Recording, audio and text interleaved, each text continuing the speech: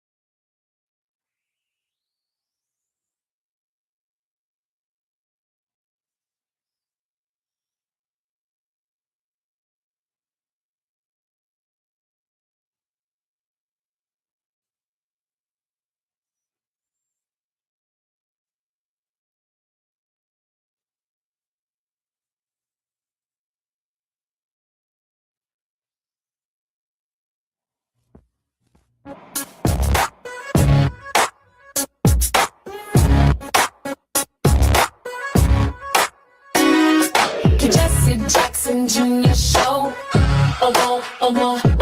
The Jesse Jackson Jr. Show. The Jesse Jackson Jr. Show. The Jesse Jackson Jr. Show.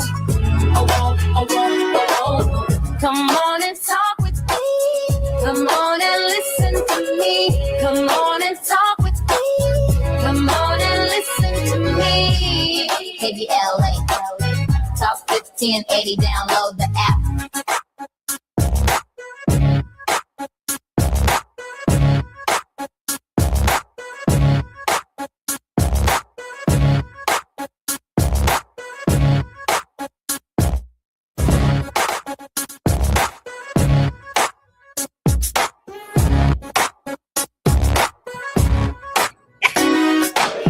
You are listening to the Jesse Jackson Jr. Show. I'm Dr. Nicordoli Corte, your guest host, in for our friend and brother, Jesse Jackson Jr. I'm in touch, and so you be in touch. Be sure to follow me on all the social media platforms at Dr. Nicordoli. Just type in Dr. Niq, DRNIIQ, and there I am.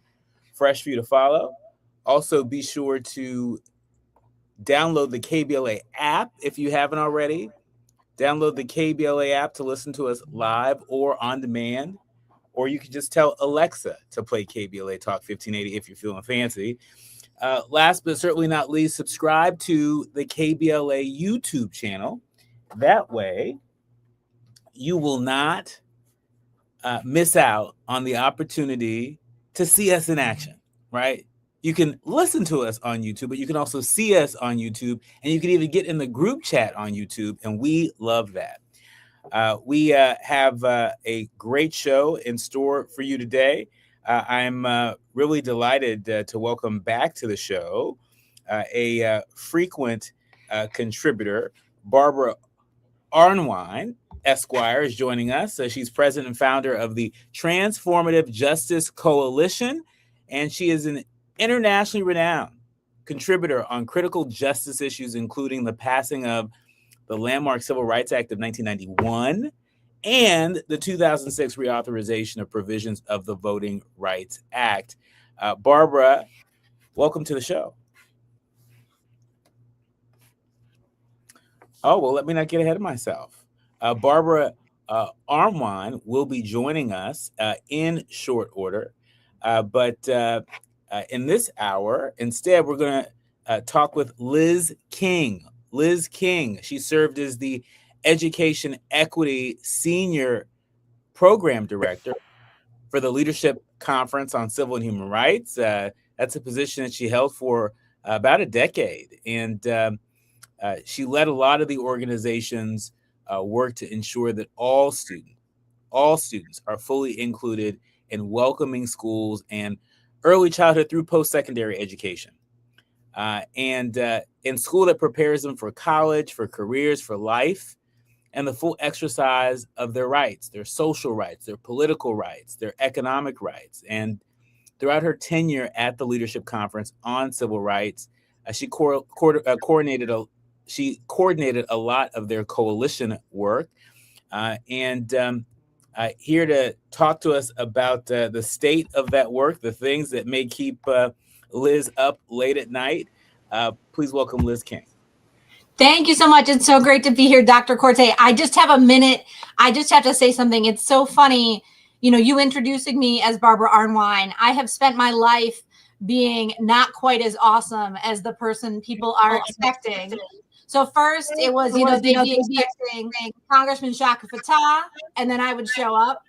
And then they would be expecting Marian Wright Edelman, and I would show up. And then they'd be expecting Wade Henderson, and I would show up. And then they'd be expecting Vanita Gupta, and I would show up. And now here we are, the incomparable Barbara Arnwine. But I'm excited that your guests will have a chance to hear from Barbara Arnwine in the next hour. And I hope to be mildly interesting by comparison. But thank you so much. It's great to be here, and I am looking forward to the conversation. Well, I'm looking forward to the conversation as well. And for all of our streamers and listeners, know that that conversation with Barbara Arnwine is coming up in short order. That's in our second hour. But this hour, we are very pleased to have Liz King, a leader from the front lines. It's been doing incredible work for a long time. When we come forward, I want to ask Liz, what is keeping her up late at night? I have a feeling, based on some of the latest political headlines, I have a feeling what's keeping her up late at night, but we'll hear directly from Liz. You are listening to and streaming the Jesse Jackson Jr. Show on KBLA Talk 1580.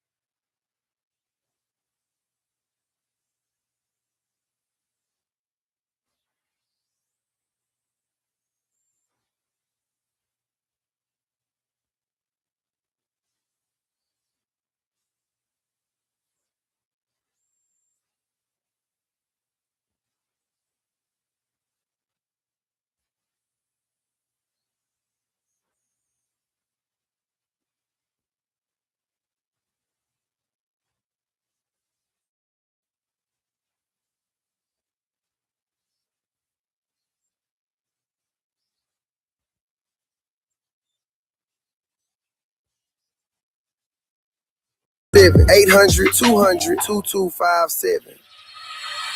Old-fashioned soul. Where you eating at? Hi, I'm Greg Doolin, inviting you to a special celebration of Women's History Month. Join KBLA Talk 1580 for its annual symposium, The State of Black Women in LA. Broadcast live from Doolin Soul Food on Crenshaw. Friday, March 27th, 6 a.m. to 9 a.m. Moderated by Dominique DePrima. And yes, breakfast is just $15.80. Come get fed twice. Your stomach and your mind will thank you. We'll see you Friday morning, March 27th, 6 a.m. to 9 a.m. at Doolin Soul Food on Crenshaw for the State of Black Women in LA. Broadcast live only on KBLA Talk 1580.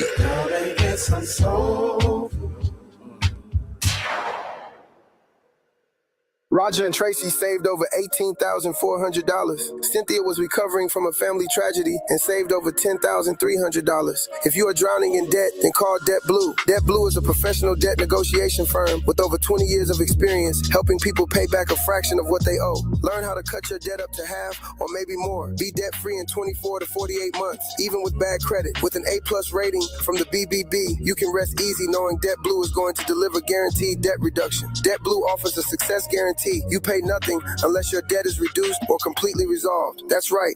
You save money or it's free. Call now for significant debt relief and a free consultation. 800-200-8879. That's 800-200-8879. You don't have to declare bankruptcy. This program works if you owe $10,000, $20,000, or even $100,000 in debt. Call for your free consultation today.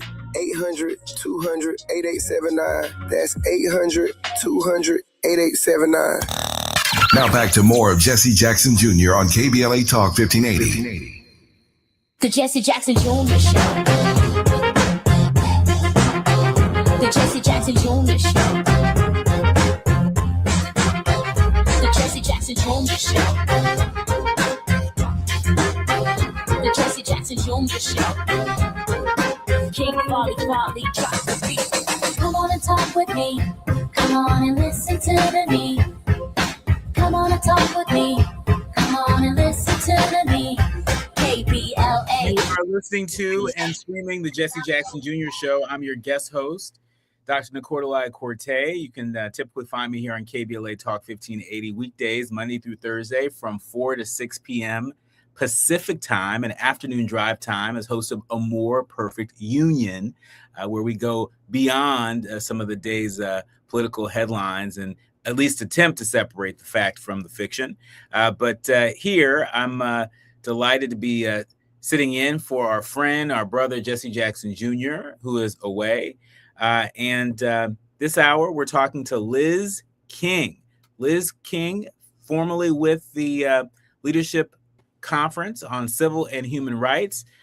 Liz King, prior to joining the conference, she served as Senior Policy Associate for Education at the Children's Defense Fund and focused on school discipline reform and school funding equity. And before the break, Liz, I was asking you, what is keeping you up late at night these days?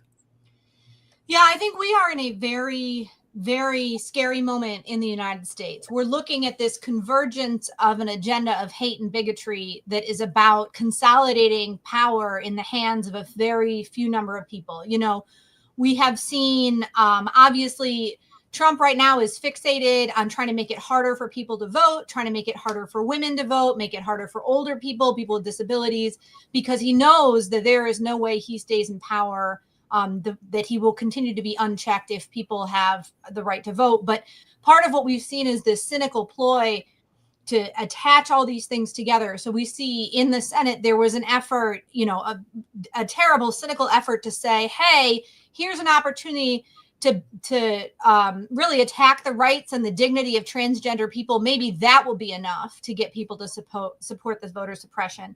And it didn't work, thankfully. And we saw Democratic senators reject that mean-spirited move about undermining our democracy and our civility to one another. But it really is a challenging time. We're seeing all this nonsense at the airports made so much worse by the presence of ICE. We need less ICE, not more, in our neighborhoods and communities. And being at the airport is a stressful time. And, you know, we're seeing that made worse. So there's just a lot of reasons to stay awake, a lot of reasons that it's hard to go to sleep right now. But what I will say, you know, the thing that always keeps me going is the recognition that while all of these forms of marginalization, of discrimination, of bigotry are tied together, so too is our liberation. And every time they come at us from one angle or another, or they attack one community or another, we're reminded how powerful we are when we stick together. And I think that's got to be the lesson that carries us through in this really, really challenging moment in our nation's history. Yeah, and we know that voting rights are not a silver bullet, but they are a part of the path to our liberation. It has been a part of our path to liberation, being able to decide who represents us at the highest levels of government. It's been a tool of our liberation and advancement that has been under attack, quite frankly. The Guardian reporting that Trump is promoting Voter ID Act and he's dismissing concerns about gas prices and a falling stock market. That's what we're hearing from the president of the United States. He seems hell-bent on passing what, to me, appears to be one of the most significant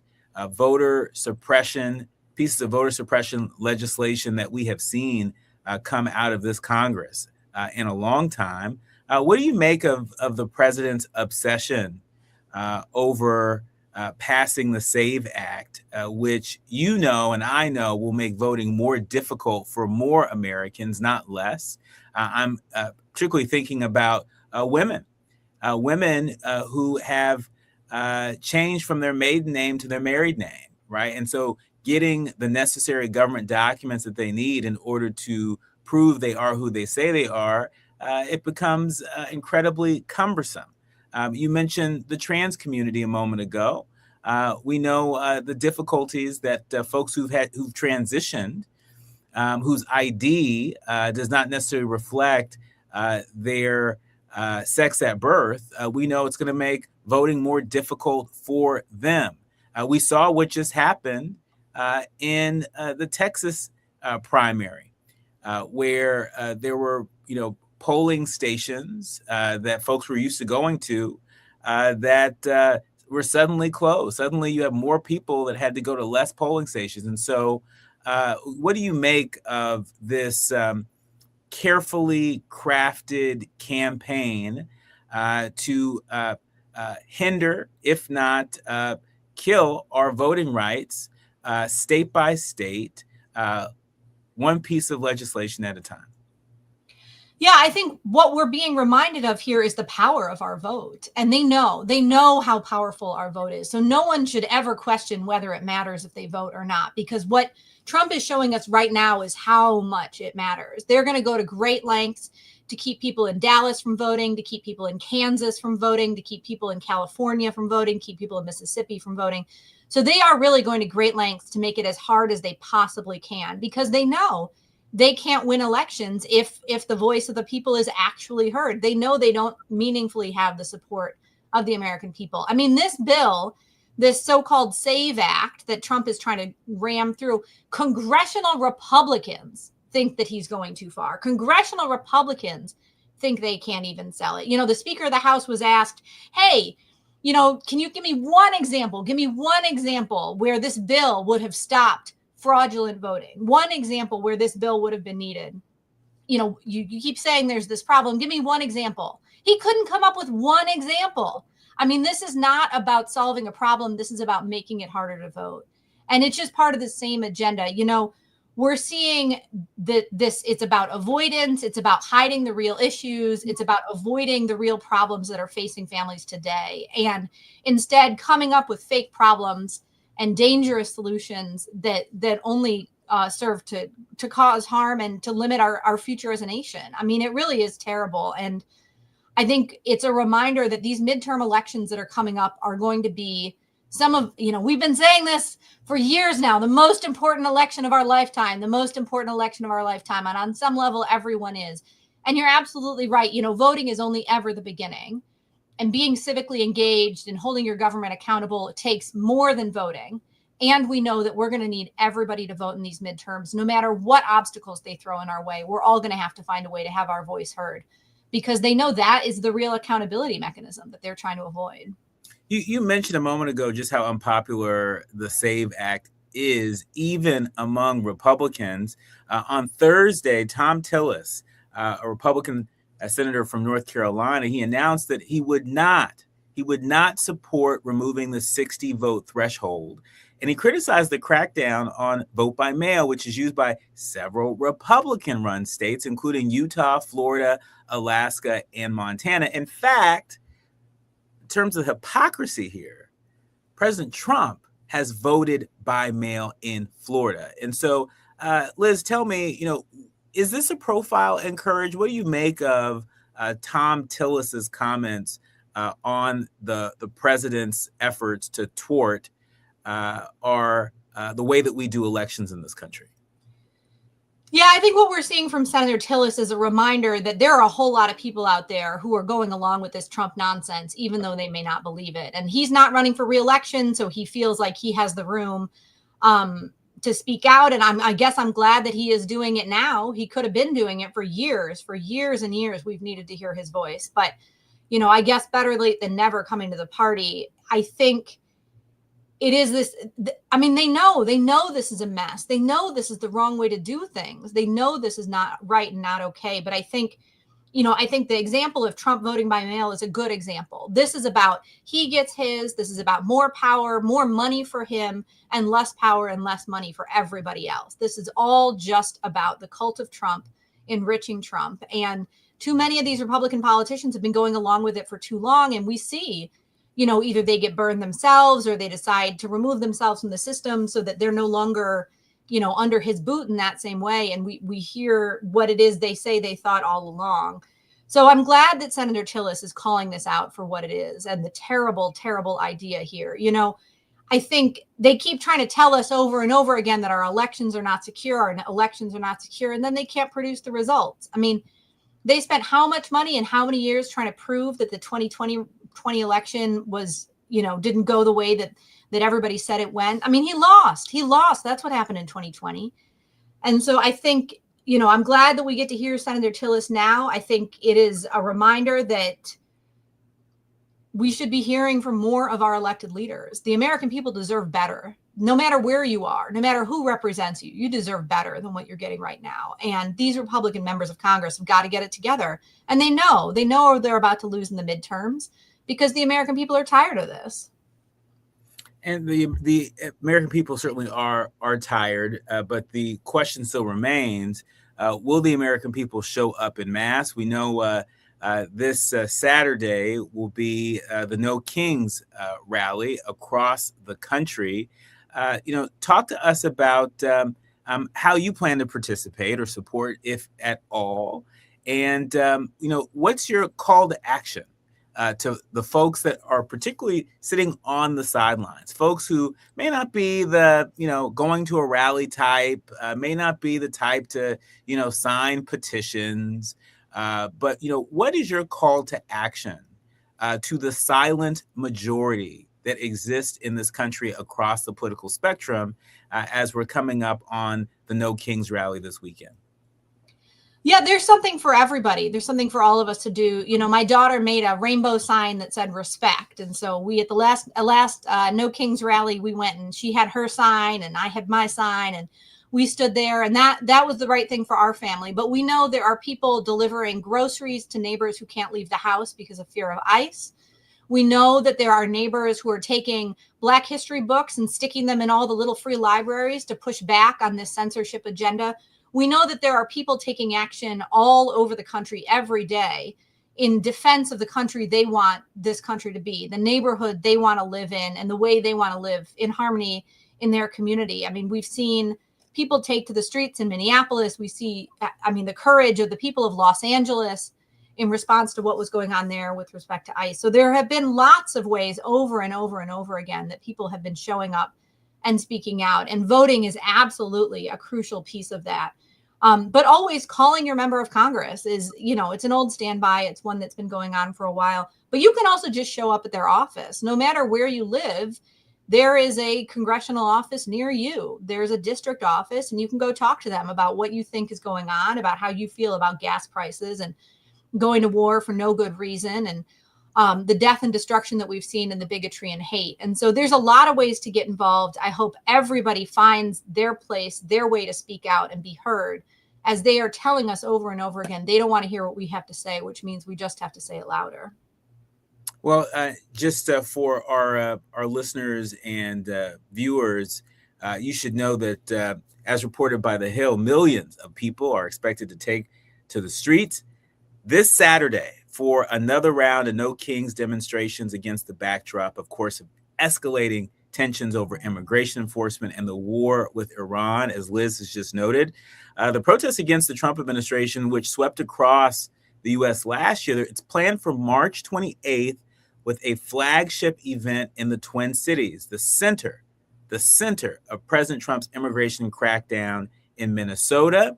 Organizers said just last week that more than 3,000 rallies were scheduled in cities nationwide, stretching from coast to coast, including New York City, Chicago, and right here in Los Angeles, where I'm broadcasting today. In Washington, D.C., my East Coast home, an estimated 4,000 protesters are expected to march across Memorial Bridge, past the Lincoln Memorial, and on the Washington Monument in defense of American democracy, the rule of law, and a healthy planet. So go to the No Kings website and look for ways to plug in. On my show, we oftentimes encourage people to do what they can from where they are with what they have. And if all you have is a sign or a bullhorn, if all you have is the will to want to be amongst other concerned Americans that make a declaration to this president, to this government, peacefully, not in my name, then tap into the No Kings rallies across the country this weekend. You are listening to and streaming the Jesse Jackson Jr. Show. I'm your guest host, Dr. Nicordelai Corte. More with Liz King when we come forward.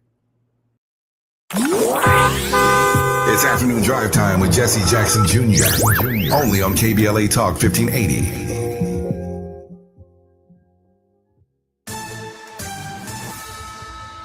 I'm Bree Wood with BIN News Now. Texas Senator John Cornyn is backing the Save America Act requiring proof of citizenship to register to vote. He says Democrats shouldn't oppose fair election measures. Trying to think, what possible reason could they have? One is, of course, Trump derangement syndrome. The president warns no deals until voting rules are tied to Homeland Security funding. A California jury has awarded a Black woman, Lakivia Kiki Wilson, $15 million after finding her city supervisor created a racist, hostile workplace, even calling her an entitled N-word. Wilson says the verdict brings long overdue accountability. And Howard University and Bowie State University are launching a $4 million federal initiative called Ascend AI to boost AI literacy. The program will train students and faculty to use artificial intelligence responsibly. Get BIN News Now on demand 24/7 on the iHeartRadio app.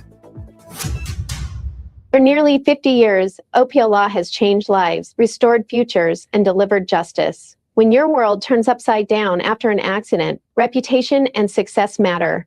We're real people who fight for real people. OPLLaw.com. This is the KBLA Sports Minute with Ray Richardson. LeBron going scoreless in the first half of an NBA game does not happen too often.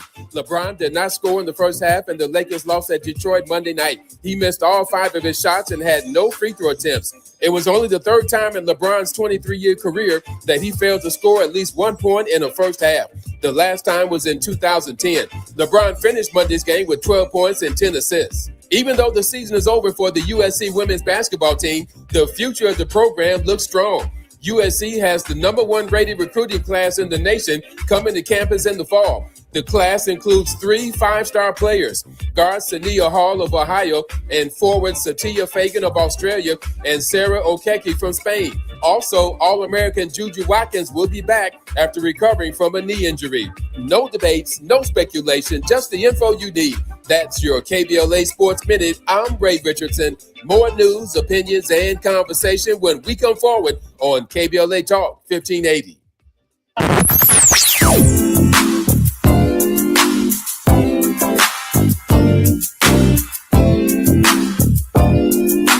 This is KBLA Talk 1580. Talk radio. That's music to your ears. We're unapologetically progressive. KBLA Talk 1580. We've got a lot to talk about. Hi, I'm Zoe Williams, aka the Voice of Reason, encouraging you to join me weekdays from 7 to 9 p.m. for the world's most intriguing relationship radio roundtable. Every night, I facilitate and encourage our loyal listeners to participate in the most engaging relationship discussions you'll hear anywhere. So make it a point to rendezvous with me, Zoe Williams, the Voice of Reason, Monday through Friday, 7 to 9 p.m. Pacific Standard Time. Trust me, your relationships will never be the same. The VOR is on fire tonight. Unapologetically progressive. KBLA Talk 1580. We've got your black.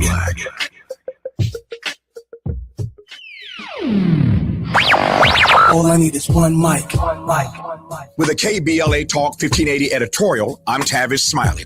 So who's really paying the price? Scores of people dead and counting. Over 9,000 homes burned to the ground. Entire neighborhoods in Altadena gone. The Altadena Eaton Canyon fire is one of the deadliest fires in California history.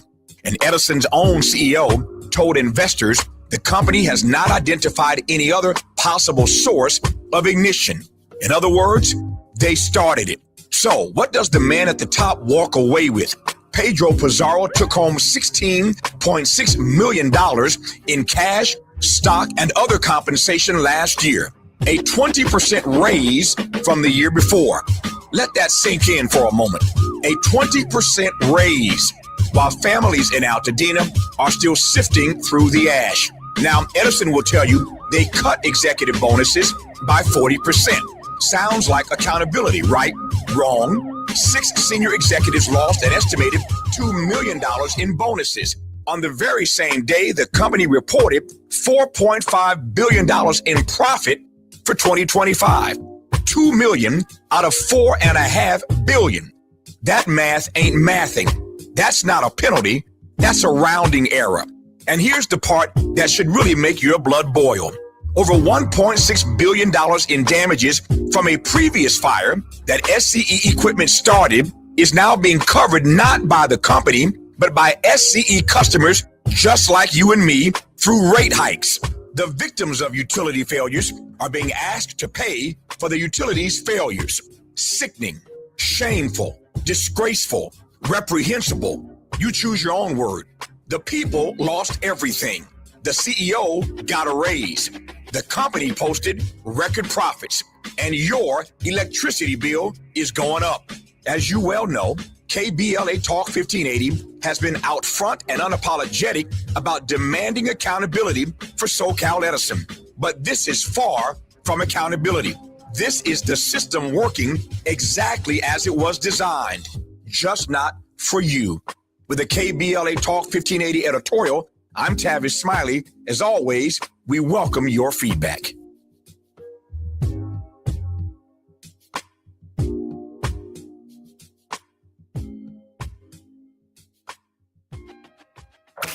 You're listening to Jesse Jackson Jr. on KBLA Talk 1580. The Jesse Jackson Jr. Show.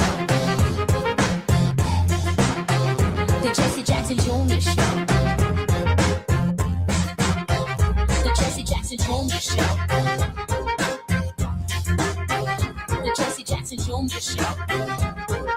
King Quality drops the beat. Come on and talk with me. Come on and listen to the need. Come on and talk with me. You are listening to and streaming the Jesse Jackson Jr. Show. I'm Dr. Cordelai Corte, your guest host. You can typically find me right here on KBLA Talk 1580 weekdays, Monday through Thursday from 4 to 6 p.m. Pacific. As the host of A More Perfect Union and KBLA White House correspondent, on our show, we like to go beyond the trending headlines, and we attempt to separate the fact from the fiction with expert political analysis, leaders from the front lines, people shaping our culture. And so if that's your vibe, you are invited to tap in from 4 to 6 p.m. right here on KBLA Talk 1580. But this hour on the Jesse Jackson Jr. Show, I'm really delighted to be in conversation with Liz King, folks who may be a little less familiar with her incredible body of work. She's formerly with the Leadership Conference on Civil and Human Rights. She was there for about a decade, where she led the organization's work to ensure that all students are fully included in welcoming schools from early childhood through post-secondary education. And before that, she was a senior policy associate for education at the Children's Defense Fund, where she focused on school discipline reform and school funding equity. Liz, I want to ask you about just sort of the state of affairs with the U.S. Department of Education. It really just seems like total dysfunction. But of course, we know that total dysfunction is intentional. It seems to me that we're witnessing a great transfer of responsibility from the federal government to the private sector. Catch us up on what's happening beyond the headlines at the U.S. Department of Education. Yeah, things at the Department of Education are a mess. You know, the Department of Education is a civil rights agency, and it has two jobs: to protect students from discrimination and advance equal opportunity in education. And what we're seeing right now is Secretary McMahon and the leadership of the Department of Education doing everything it can to dismantle and walk away from its legal obligations provided by Congress. So, I mean, right now, there's just a whole mess of things happening with respect to student loans. We created this debt finance system of higher education.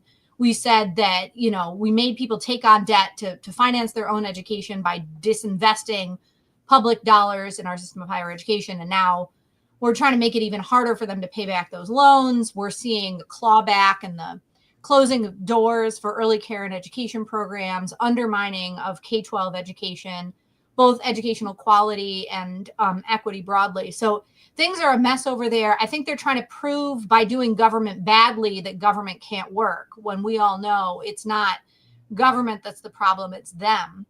But this is another example where the Trump administration is going too far for even congressional Republicans. They keep calling themselves trying to shut down the Department of Education, but they have to keep doing this end run around it because nobody actually supports that agenda. And so they call themselves, you know, returning power to the states, but all they're doing is just messing around with the system. I mean, it's not that we have a distributed system of control for our education system. Most of the decisions made in our education system have always been at the school and the school district level. The states have their role and the federal government has their role. But it is because the Department of Education is a civil rights agency that they're trying to destroy it, because their agenda really is about closing doors of opportunity and limiting the chance people have to pursue an education. And so it is a mess. It is distressing, and it is an agenda that nobody supports, that they really need to back off of. I mean, we are going to be spending years and years digging out of this mess and trying to get things back on track. Just as one example, you know, the Department of Education is responsible for doing research about how children learn how to read and do math. And that research helps teachers do their jobs better. So we're going to have this big gap in time when that research wasn't getting done, which is going to make it harder for teachers to do their job for the next several years. I mean, this is an agenda that is about keeping people ignorant. It's about denying people opportunity and denying people self-determination. I mean, that's what this is really all about. You know, the denial of education, the denial of opportunity, it continues. They definitely are pulling out all the stops to make it more cumbersome for folks to not just have an equal opportunity and have their civil rights affirmed, but literally they're making things more challenging for us as consumers. The Associated Press is reporting that student loans are to go to the Treasury Department as Trump continues to dismantle the Education Department. That's right. You all heard me correctly. The U.S.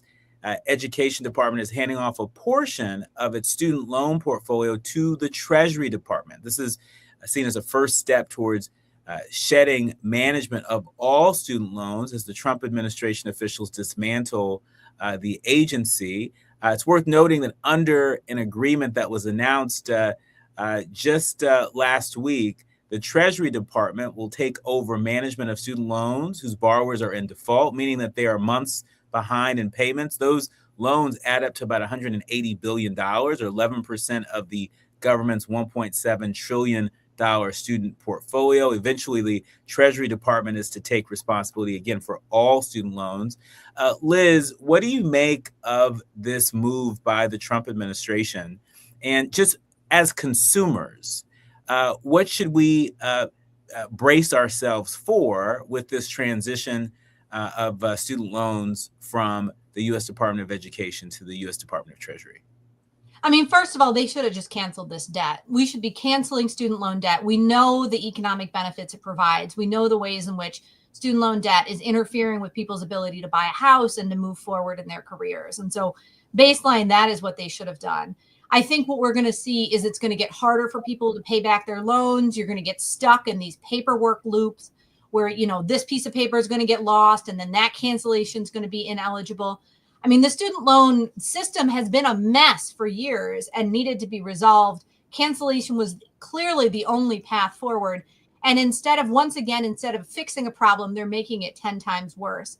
So I think we really are going to see with this new role for the Treasury Department that does not have specialized expertise with respect to the administration of the student loan program, that is not responsible for ensuring equal educational opportunity. That's not the job of the Treasury Department. They don't have the knowledge. They don't have the expertise. And they're just going to make it a lot harder for individual borrowers. To your point, this is a huge consumer protection issue. I think we're going to see a lot more exploitation of students, of student loan holders, and things are going to get really bad. It's going to get harder to pay bills. It's going to get harder to afford life and harder to move forward. And this is a really wrong-headed decision. Thankfully, we've seen some good oversight by congressional Democrats. We're going to need to see more. But Republican members of Congress need to step up and say this is a mess, and we can't let people be treated this way. You are listening to and streaming the Jesse Jackson Jr. Show. I'm Dr. Nicordelai Corte, your guest host, along with Liz King, civil rights advocate and policy expert. When we come forward, we are working our way through some of the most consequential headlines today. These are the headlines that are keeping people up late at night. I was just asking Liz that question at the top of our conversation because every day as we curate this show and as I curate my show and Afternoon Drive Time, A More Perfect Union, that's one of the North Stars that I think about and task our team with thinking about. Like, what are the issues that people are talking about at their kitchen table? What are the issues that are keeping them up late at night? We know student loans are one of those many issues. And we're going to get into more of those issues when we come forward. You're listening to the Jesse Jackson Jr. Show. While you're stuck in traffic, we can at least bring you up to speed on the news of the day. You're listening to Jesse Jackson Jr. only on KBLA Talk 1580.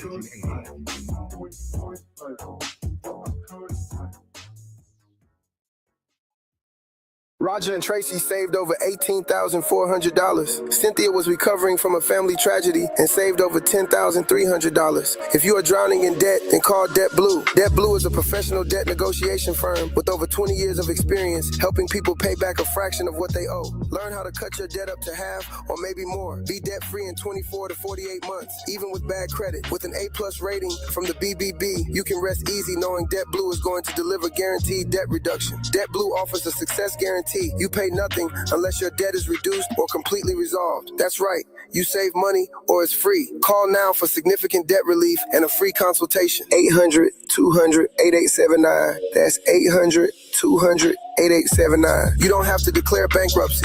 This program works if you owe $10,000, $20,000, or even $100,000 in debt. Call for your free consultation today. 800-200-8879. That's 800-200-8879. Heading out of town this spring? Metro makes getting to LAX easier than ever. Just take the C or K train lines to the new LAX Metro Transit Center. Then catch a free shuttle straight to your terminal. Easy, affordable, stress-free. Travel smart. Go Metro.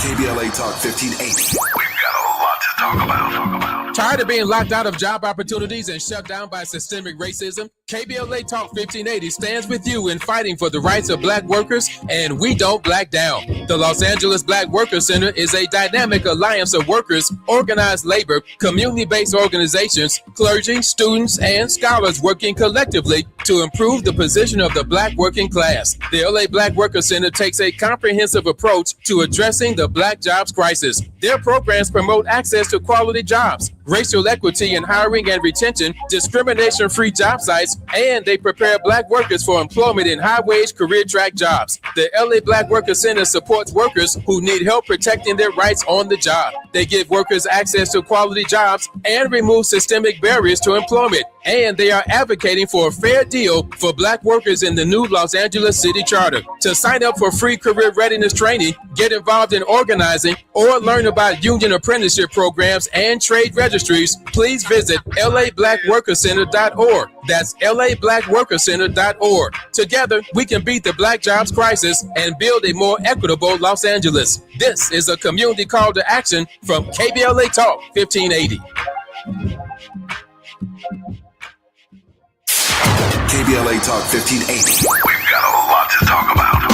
KBLA Talk 1580, connecting you with services and solutions. At the heart of the Al Wooten Center's mission for good citizenship and academic excellence is a desire to ensure that every student avoids the kind of lifestyle and overcomes the kinds of challenges that led to the murder of Al Wooten Jr. In 1990, founder Myrtle Faye Rumpf opened the center in honor of her son's life. In 2026, they are serving more than 300 students in grades 3 through 12 annually online and on site at their youth center and other sites in the South LA area. The Al Wooten Jr. Youth Center takes a neighborhood approach to the revitalization and empowerment of a community in crisis. The Wooten Center provides free after-school and summer programs to help students in grades 3 through 12 attain grade-level proficiency and promotion, high school graduation, and college and career access and success. The Al Wooten Center focuses on academics, STEM, the arts, and so much more. Join them for an enriching experience that sparks creativity and nurtures young minds. Tap in at wootencenter.org. That's wootencenter.org. This is a community call to action from KBLA Talk 1580. Now back to more of Jesse Jackson Jr. on KBLA Talk 1580. The Jesse Jackson Jr. Show. The Jesse Jackson Jr. Show. The Jesse Jackson Jr. Show. The Jesse Jackson Jr. Show. King Volley, drop the beat. Come on and talk with me. Come on and listen to me. Listening to and streaming Come on and listen Jesse to Jackson me. Jr. Show. KBLA. Dr. Cordelai Corte, your guest host, along with Liz King, who has been joining me. I've really been enjoying our conversation over the course of the hour. Liz King, who is formerly with the Leadership Conference on Civil and Human Rights. She's worked for the Children's Defense Fund. We've been talking a lot about some of the things that are keeping folks up late at night, whether we're talking about the assault, and there's no other way to think about it, the assault on the way we do elections here in the United States.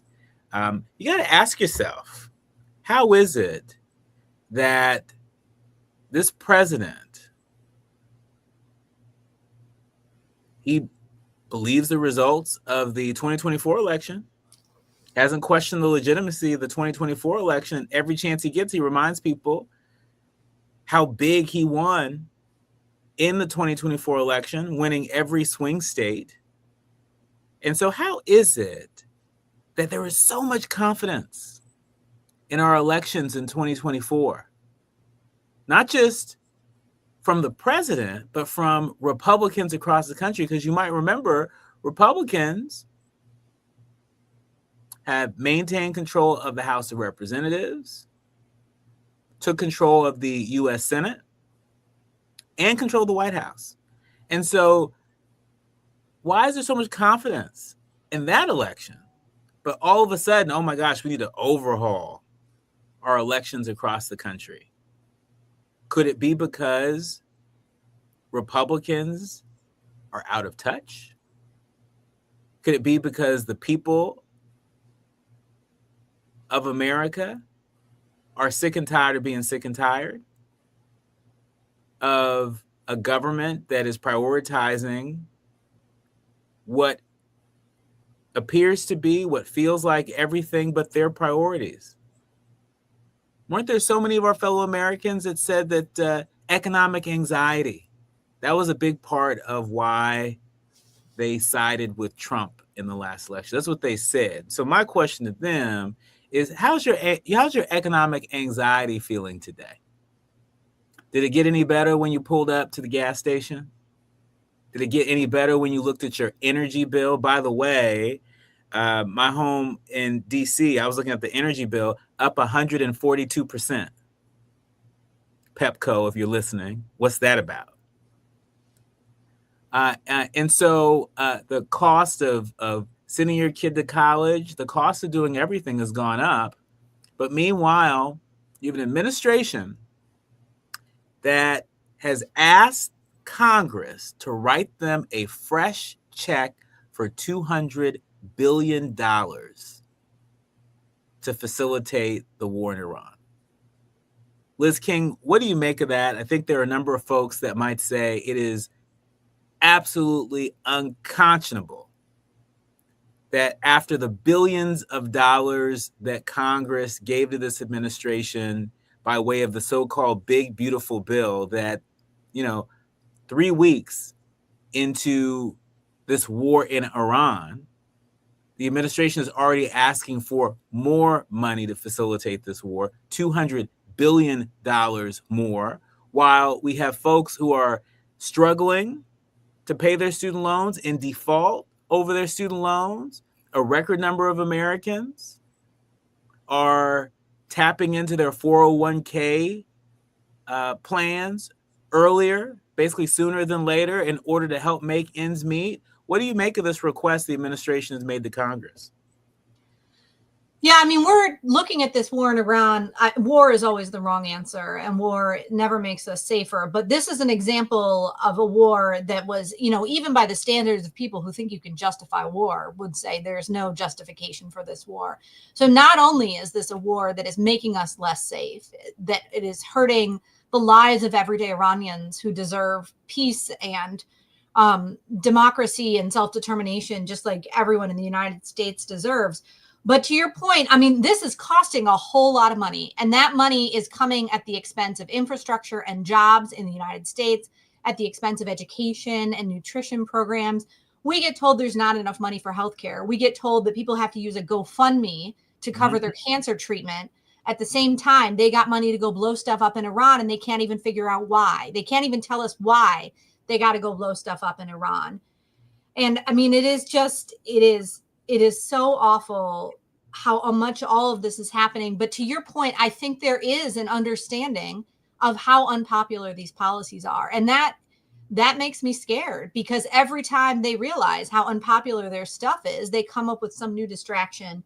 They come up with some new way to talk about something else, because they don't want to talk about the real issues. They don't want to talk about what's really going on.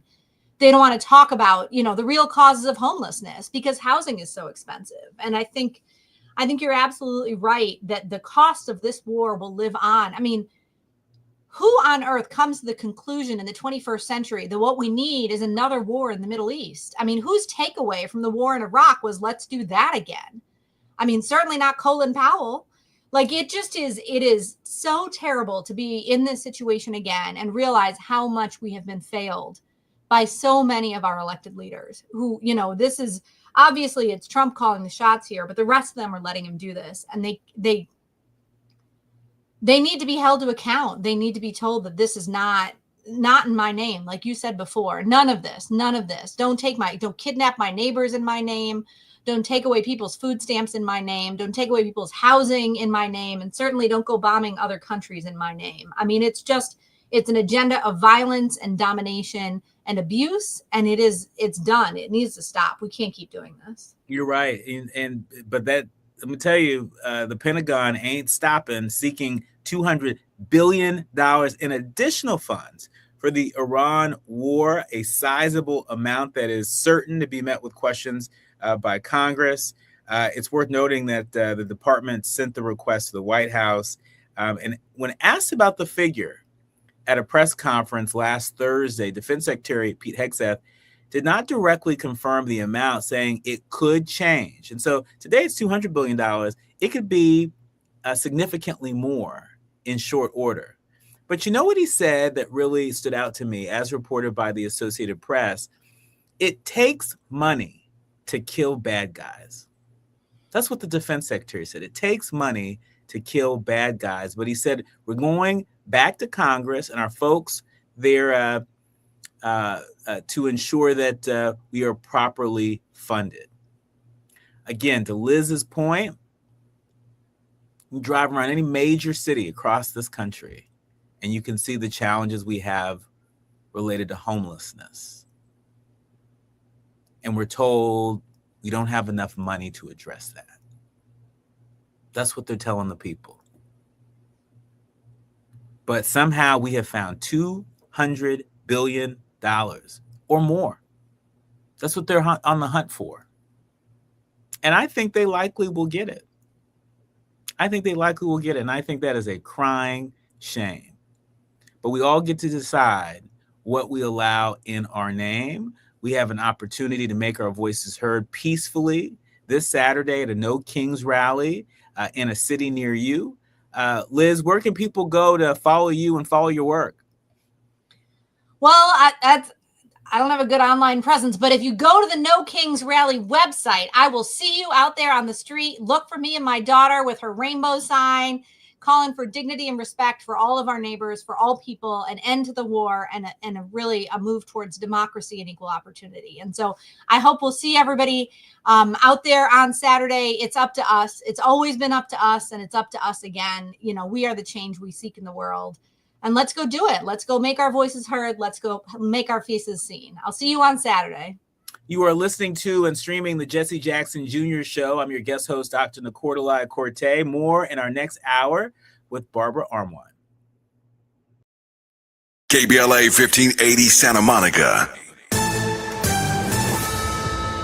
I'm Bree Wood with BIN News Now. Texas Senator John Cornyn is backing the Save America Act, requiring proof of citizenship to register to vote. He says Democrats shouldn't oppose fair election measures. Trying to think, what possible reason could they have? One is, of course, Trump derangement syndrome. The president warns no deals until voting rules are tied to Homeland Security funding.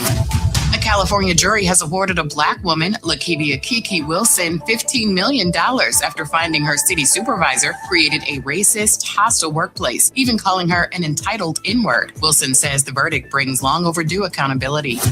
And Howard University and Bowie State University are launching a $4 million federal initiative called Ascend AI to boost AI literacy. The program will train students and faculty to use artificial intelligence responsibly. Get BIN News Now on demand 24/7 on the iHeartRadio app. For nearly 50 years, OPIA law has changed lives, restored futures, and delivered justice. When your world turns upside down after an accident, reputation and success matter. We're real people who fight for real people. OPIAlaw.com. This is the KBLA Sports Minute with Ray Richardson. LeBron going scoreless in the first half of an NBA game does not happen too often. LeBron did not score in the first half, and the Lakers lost at Detroit Monday night. He missed all 5 of his shots and had no free throw attempts. It was only the 3rd time in LeBron's 23-year career that he failed to score at least 1 point in the first half. The last time was in 2010. LeBron finished Monday's game with 12 points and 10 assists. Even though the season is over for the USC women's basketball team, the future of the program looks strong. USC has the #1 rated recruiting class in the nation coming to campus in the fall. The class includes 3 5-star players, guard Sania Hall of Ohio and forward Satia Fagan of Australia and Sarah Okeke from Spain. Also, All-American Juju Watkins will be back after recovering from a knee injury. No debates, no speculation, just the info you need. That's your KBLA Sports Minute. I'm Ray Richardson. More news, opinions, and conversation when we come forward on KBLA Talk 1580. Girls, who run the world? Girls, who run this mother? Women's History Month doesn't end. It crescendos this Friday on KBLA Talk 1580. It's a total takeover. All day, all night. Women's voices only. Santita Jackson and Amanda Seals join our all-star lineup of women talkers as special guest host for the day. Oh my God! And our lineup of guests includes entrepreneurs, poets, elected officials, authors, activists, creatives, and music artists, including the Grammy Award-winning Faith Evans. I never knew there was a love like this before. And Guapale.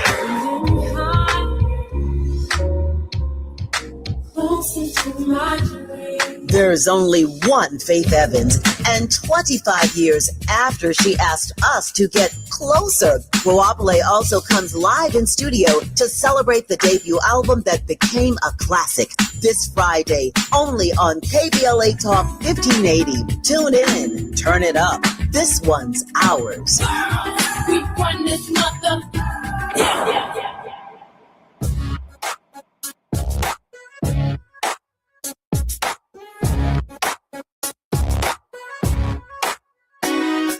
Jesse Jackson Jr. Show. The Jesse Jackson Jr. Show. The Jesse Jackson Jr. Show. The Jesse Jackson Jr. Show. Come on and talk with me. Come on and listen to me. Come on and talk with me. Come on and listen to me. KBLA Talk 1580. Download the app.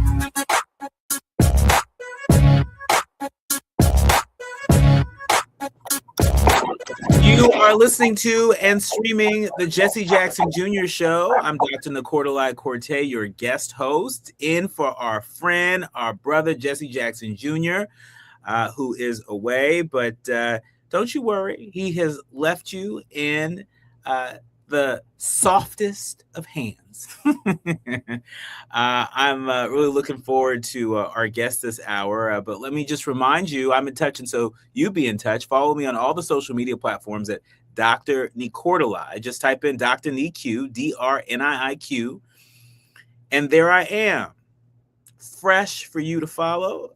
Also, be sure to download the KBLA app if you haven't already. Download that KBLA app. That way, you can listen to us on demand. You can listen to us on the go. You'll have us right there in the palm of your hand. And that's if you're not streaming us right now on YouTube.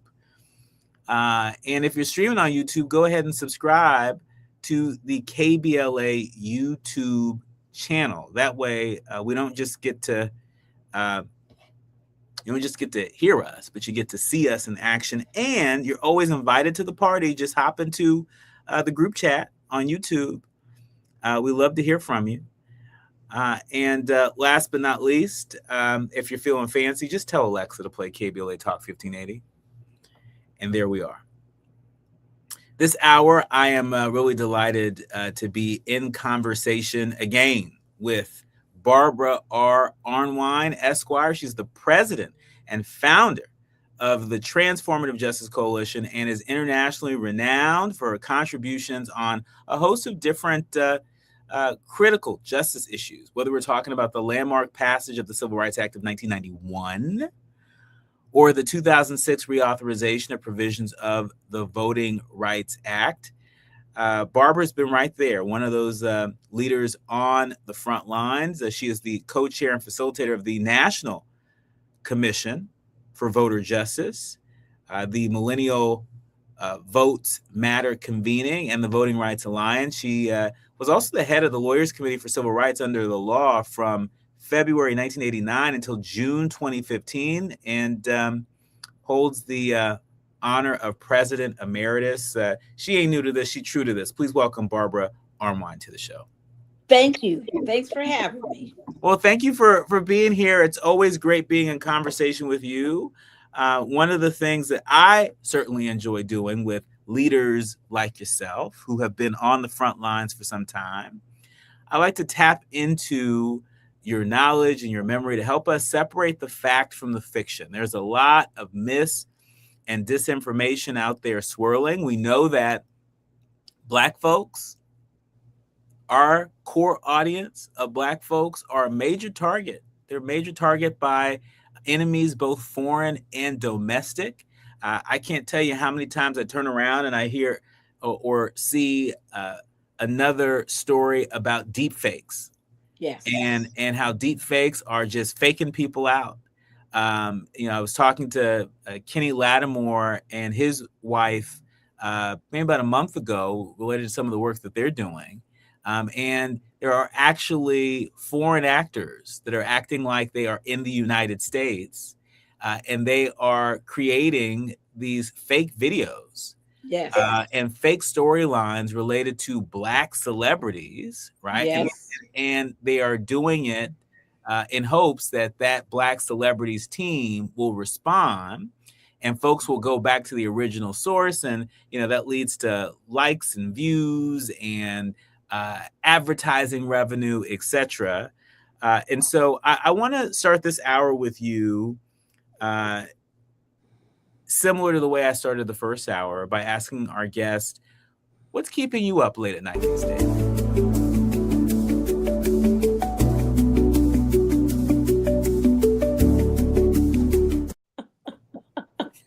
Oh, wow. That's an eternal joke. Okay. All right.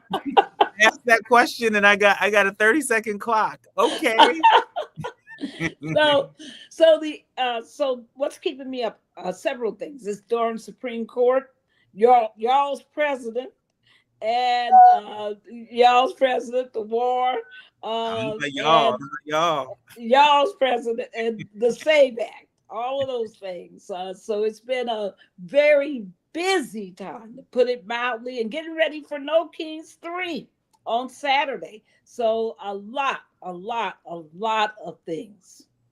Well, when we come forward, we're going to tap into that short list, very consequential list, but that short list that Barbara has just outlined for us, particularly related to TSA workers who are trying to survive a second shutdown, the ICE influx, and their top Democrats are saying that Trump is a complete fraud for voting by mail, despite calling mail-in voting cheating. We're going to get into all that more when we come forward. You're listening to and streaming the Jesse Jackson Jr. Show. I'm your guest host, along with an incredible civil rights leader, Barbara Armwine, Esquire. More when we come forward. It's afternoon drive time with Jesse Jackson Jr. Only on KBLA Talk 1580.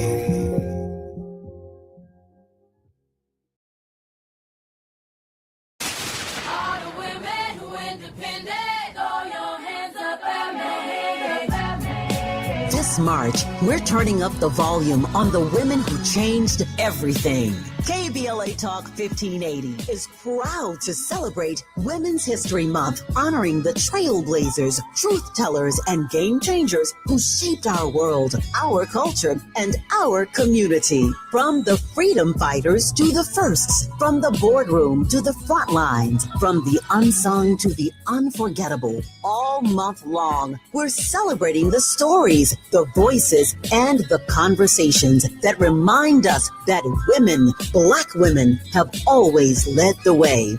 Don't miss a moment. This is our moment. This is our story. Stay tuned to KBLA Talk 1580, Los Angeles' home for the conversations that matter. I'm your girl, you're my girl, we're your girls. Won't you know that we love you?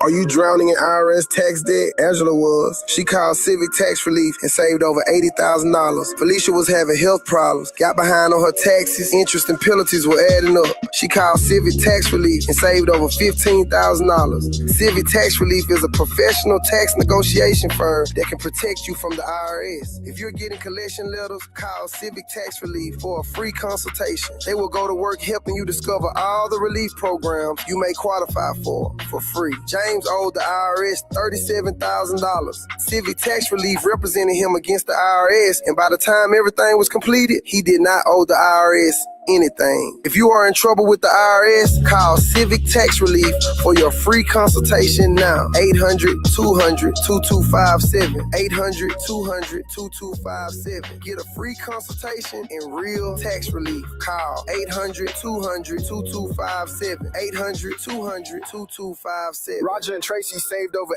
$18,400. Cynthia was recovering from a family tragedy and saved over $10,300. If you are drowning in debt, then call Debt Blue. Debt Blue is a professional debt negotiation firm with over 20 years of experience helping people pay back a fraction of what they owe. Learn how to cut your debt up to half or maybe more. Be debt-free in 24 to 48 months, even with bad credit. With an A+ rating from the BBB, you can rest easy knowing Debt Blue is going to deliver guaranteed debt reduction. Debt Blue offers a success guarantee. You pay nothing unless your debt is reduced or completely resolved. That's right. You save money or it's free. Call now for significant debt relief and a free consultation. 800-200-8879. That's 800-200-8879. You don't have to declare bankruptcy. This program works if you owe $10,000, $20,000, or even $100,000 in debt. Call for your free consultation today. 800-200-8879. That's 800-200-8879. Old-fashioned soul. Where you eating at? Hi, I'm Greg Doolin, inviting you to a special celebration of Women's History Month. Join KBLA Talk 1580 for its annual symposium, The State of Black Women in LA. Broadcast live from Doolin Soul Food on Crenshaw, Friday, March 27th, 6 a.m. to 9 a.m., moderated by Dominique DePrima. And yes, breakfast is just $15.80. Come get fed twice. Your stomach and your mind will thank you. We'll see you Friday morning, March 27th, 6 a.m. to 9 a.m. at Doolin Soul Food on Crenshaw for the State of Black Women in LA. Broadcast live only on KBLA Talk 1580.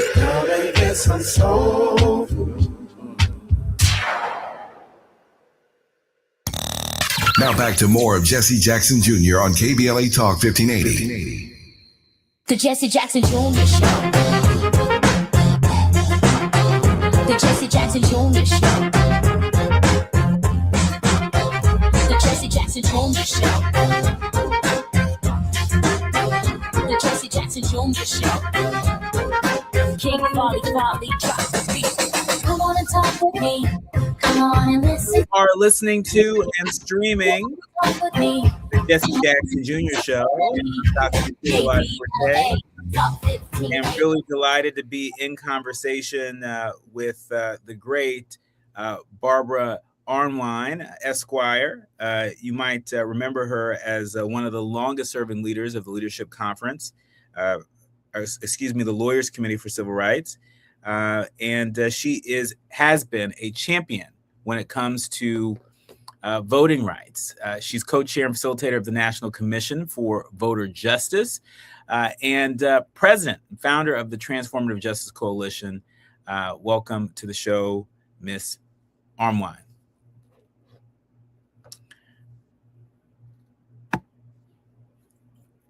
All right. We're going to unmute you there. But let's get into. Oh yes, sorry about that.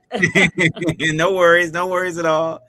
And so let's talk about the TSA politics that are afoot right now. We know that Democrats aren't budging. Based on the news that's been reported today, they're not funding the Department of Homeland Security. They are willing to fund the TSA and have 7 times already tried to pass a clean bill to fund the TSA, to fund FEMA. But Democrats have been holding the line when it comes to ICE because there are some guardrails that are not there. There are some reforms that people across this country, across the political spectrum, believe that ICE should operate under. And the fact that the Department of Homeland Security has not been willing to play ball and consider those very basic reforms, more than just body-worn cameras, by the way, because Republicans love to say, oh, but, outgoing Secretary Kristi Noem made body-worn cameras mandatory? Well, as you know, as a civil rights attorney, it's one thing to adopt a policy mandating body-worn cameras. It's another thing to have a policy that outlines how you govern the use of those body-worn cameras, what happens to that footage, how it becomes publicly available, what gets redacted and when, and where that footage gets stored, how you prevent that footage from becoming an AI deep fake, right? And these are all very important questions that we haven't heard answers from the outgoing Secretary of Homeland Security.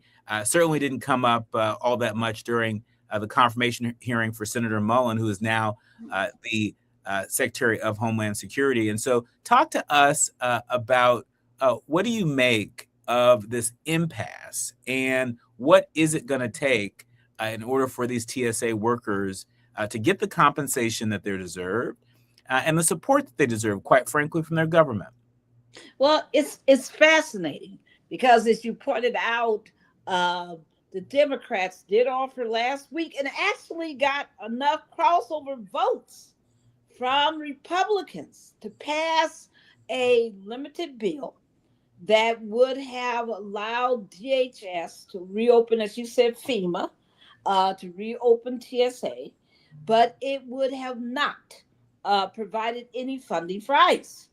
Y'all's president, one Donald J. Trump, decided that he would not approve of this deal because he wants the SAVE Act.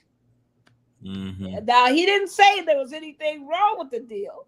He said that he is going to approve anything from the Senate until they give him his voter suppression bill, the SAVE Act.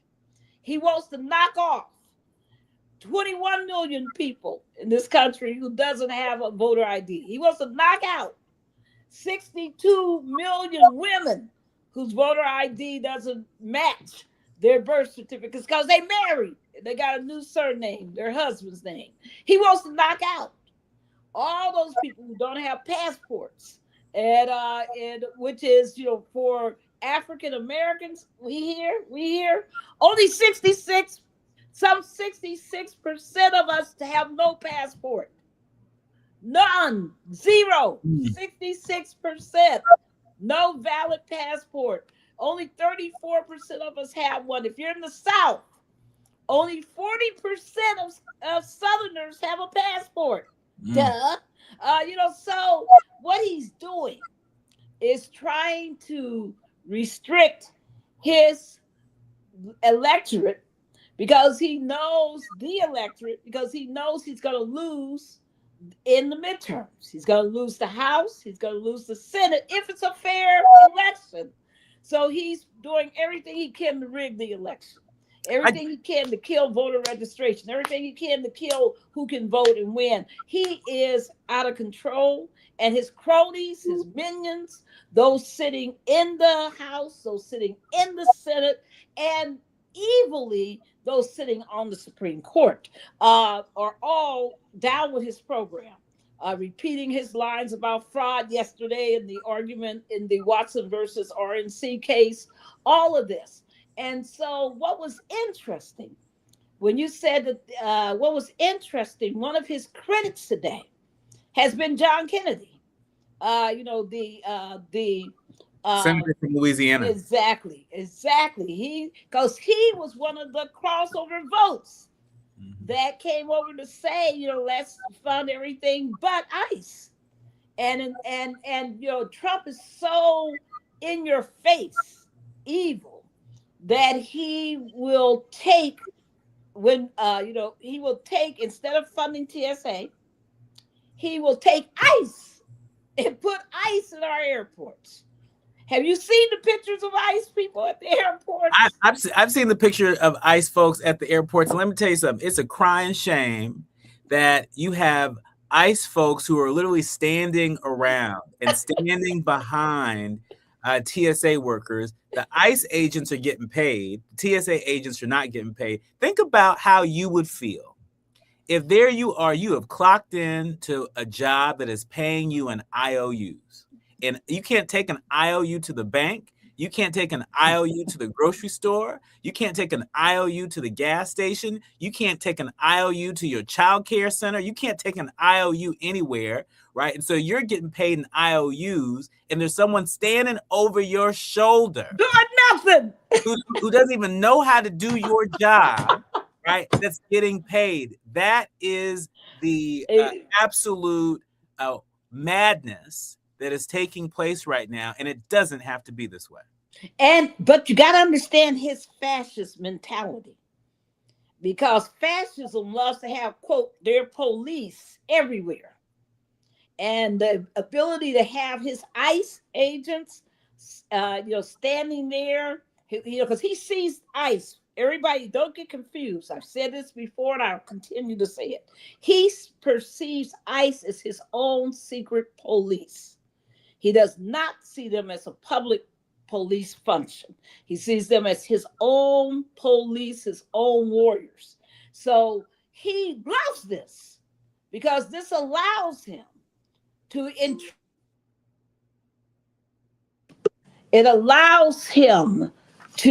deny, us that, the freedom of movement without us being surveilled by his people. They are surveilling us now.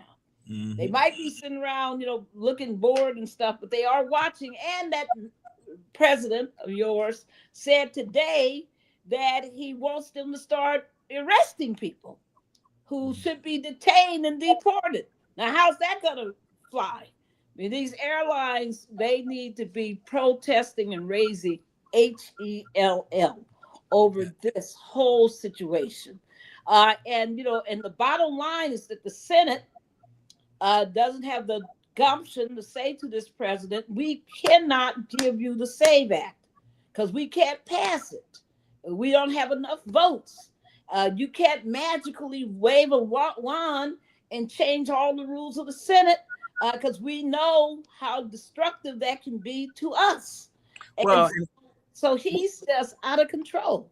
Well, to your point about some of the destructive measures that this president has flirted with, and that some folks in his own party have flirted with, I've been hearing from a number of sources this week that there are Republicans out there that are floating the idea of creating a carve-out to get this SAVE Act passed, a carve-out in the filibuster is this. We know that Tom Tillis, the retiring senator from North Carolina, threw cold water on it, and so he wouldn't support it, right?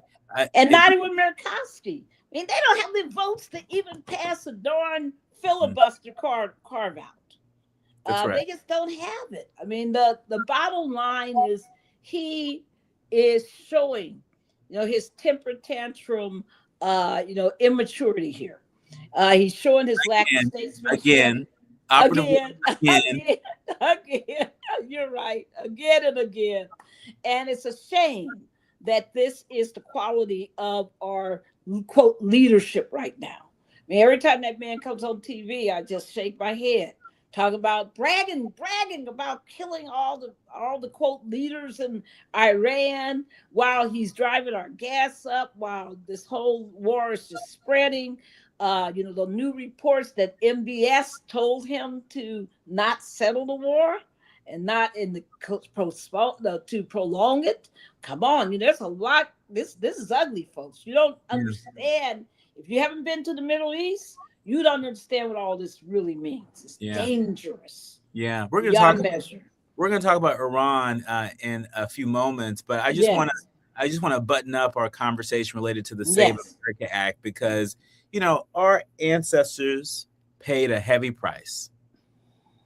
This democracy wouldn't be what it is today had they not paid that price. Amen.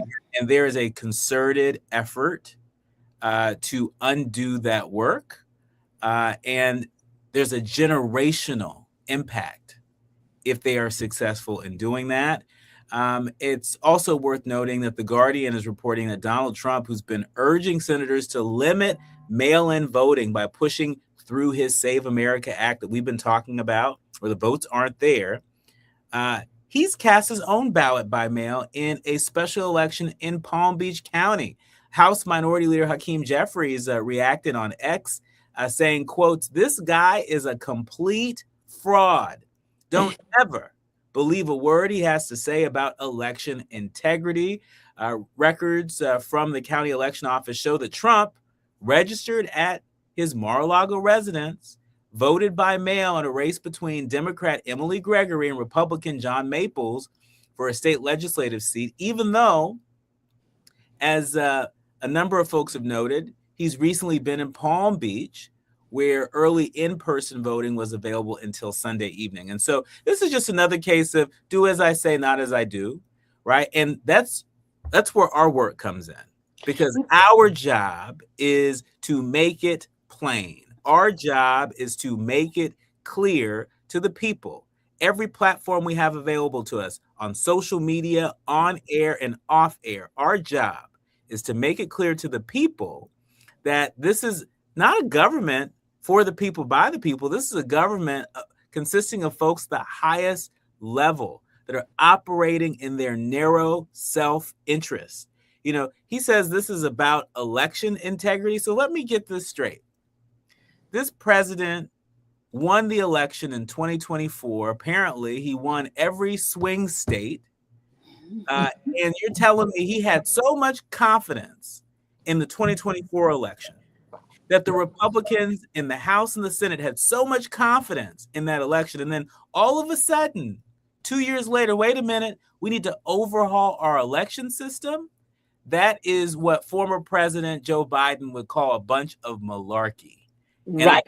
And I think the youth here that are streaming us, that are listening to us, are wise enough to see right through it. But the question is, will we channel that displeasure, that disappointment? Will we channel that into something constructive on election day? At every election near us, will we? No. That's too late. That's will too we channel late. that into action this That's too late. Saturday We at gotta the start Kings now. rally? We're going to figure out where else we need to channel it with Barbara Armwine when we come forward. You're listening to and streaming the Jesse Jackson Jr. Show. It's afternoon drive time with Jesse Jackson Jr. Only on KBLA Talk 1580.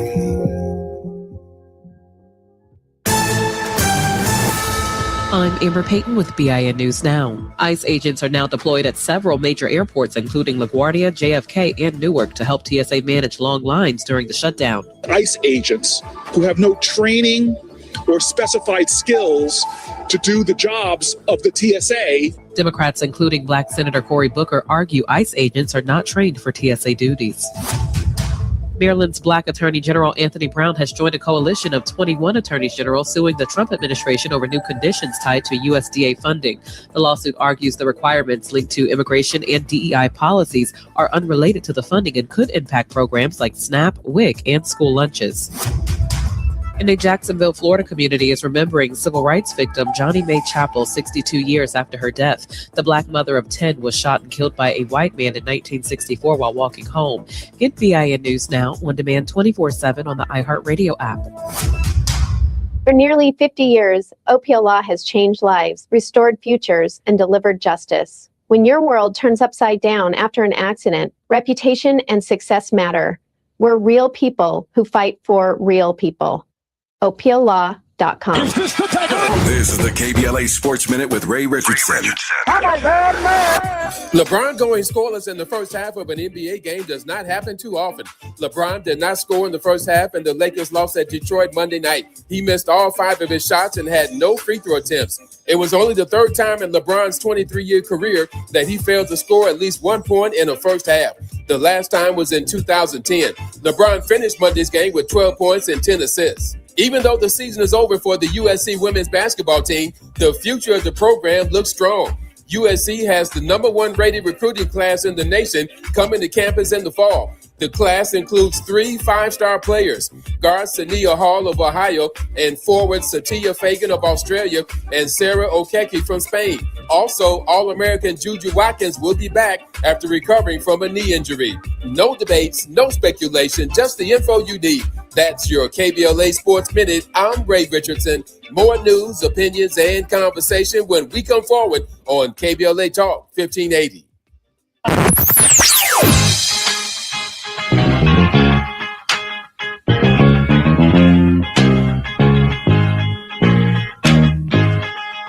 This is KBLA Talk 1580. Talk radio. That's music to your ears.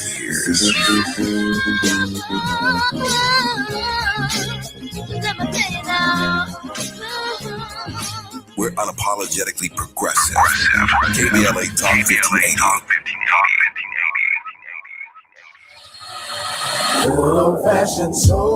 Where you eating that? Hi, I'm Greg Doolin, inviting you to a special celebration of Women's History Month. Join KBLA Talk 1580 for its annual symposium, The State of Black Women in LA. Broadcast live from Doolin Soul Food on Crenshaw, Friday, March 27th, 6 a.m. to 9 a.m., moderated by Dominique DePrima. And yes, breakfast is just $15.80. Come get fed twice. Your stomach and your mind will thank you. We'll see you Friday morning, March 27th, 6 a.m. to 9 a.m. at Doolin Soul Food on Crenshaw for the State of Black Women in LA. Broadcast live only on KBLA Talk 1580.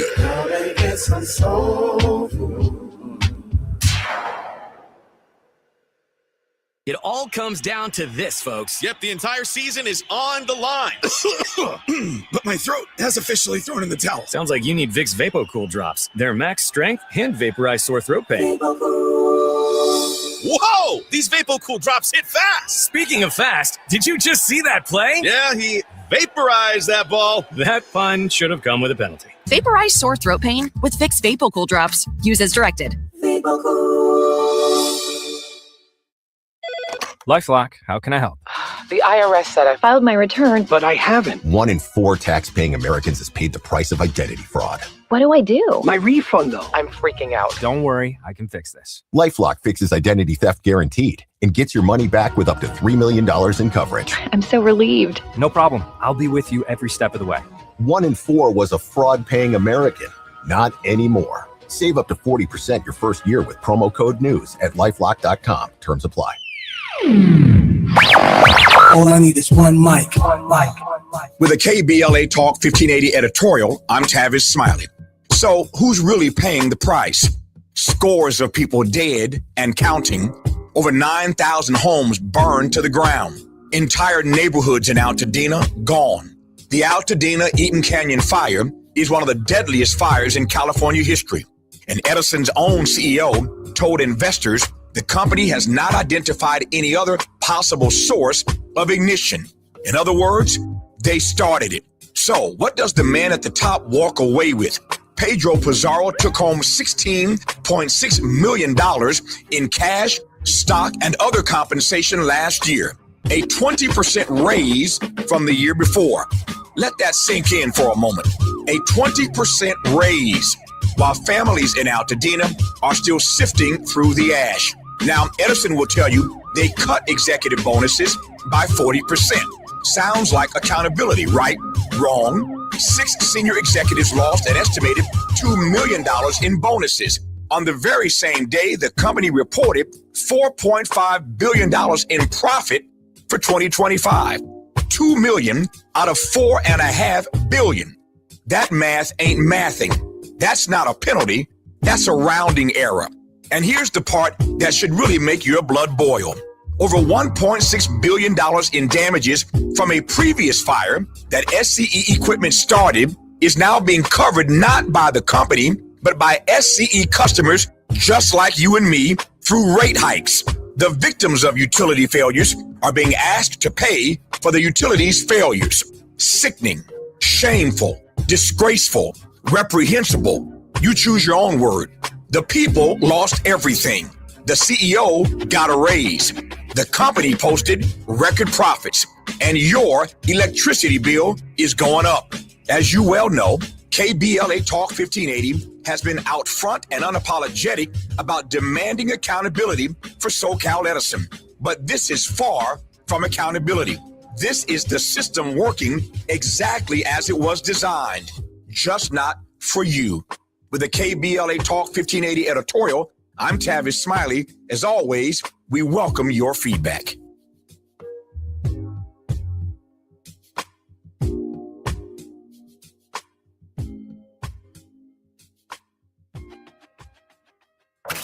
You're listening to Jesse Jackson Jr. on KBLA Talk 1580. The Jesse Jackson Jr. Show. The Jesse Jackson Jr. Show. The Jesse Jackson Jr. Show. The Jesse Jackson Jr. Show. King Volley, drop the beat. Come on and talk with me. Come on and listen to You me. are listening to and streaming the Jesse Jackson Jr. Show. I'm your guest host, Dr. Cordelai Corte, in for our friend, our brother, Jesse Jackson Jr. I am in the best of company with Barbara Armwine, Esquire. Barbara Armwine and I have been talking about the wackiness that is taking place right now on Capitol Hill related to the so-called Save America Act. And before the break, I was reminding folks that, you know, when you hear what's behind these trending headlines, my hope is that it doesn't just make your blood boil, but it makes you want to take action, and action in a variety of different ways. Obviously, we want folks to vote, to exercise your right to vote in every election. We want you to translate and register that disappointment, that displeasure with your government peacefully at organized actions like the No Kings rally taking place this Saturday across the country. But there's so many other ways. Barbara, you were about to share some. Yes, you know, people, the time is now. If we need cadres, groups of people walking every single street in the United States, knocking on doors of voters, canvassing as it's called, and saying to people, are you registered? If they say they're registered, saying, hey, let's check your voter registration status, because these states have been out here purging voters like crazy. And people think I'm good because I'm registered and I just voted. And the last thing in their mind is that they've been purged. Please, please, please check your voter registration. You can go to vote.org, vote.org. It takes less than 3 minutes. I'm telling you, people, you just put in your name, your information. It's going to tell you if you're registered or not. Some of you are going to be shocked because you're going to find out that somehow your voter registration has disappeared. It's important to do that now. Don't wait until October, because you know what's wrong with registering to vote in October? A whole lot of states don't process those registrations. They will say, oh, it's too late. Even though they got them in on technically on time, we just don't have enough staff to process them. Hundreds of thousands of votes get lost every year because people don't register until the last minute. Don't do that. Register now if you never registered before.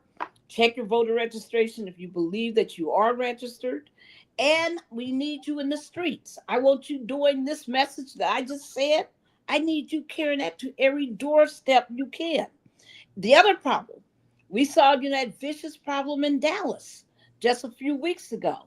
When our mighty sister Jasmine Crockett was running for Senate against a very, very talented young man. And the problem was that in Dallas County, they told people you had to go to your specific precinct-based polling place, and people had no clue where that was. Know where your polling place is. Know the difference between polling places on early voting and the possibility of that being more precinct based on actual general election day. Know those things. And then we need to have that kind of voter education. And listen, folks, don't just assume people are, quote, lazy or they don't care. A lot of people have no clue that this is what they need to do. You need to help them. So I'm saying, canvass your neighborhoods, not once, but twice. You'll be out there making sure that people are engaged. Are you in your church? Have you ever had your pastor in your church say to all the congregants, pull out your phones right now. We're going to take 5 minutes and we're going to do a voter registration health check. And everybody's going to go to vote.org, or we're going to go to 411.org, and we're going to check our voter registration status. If you're not registered, you can either do it online or you can go out, as my church used to do when I was at FBCG, First Baptist Church in Glen Arden. You could actually walk out of the sanctuary and go to a table in the hallway and do your voter registration.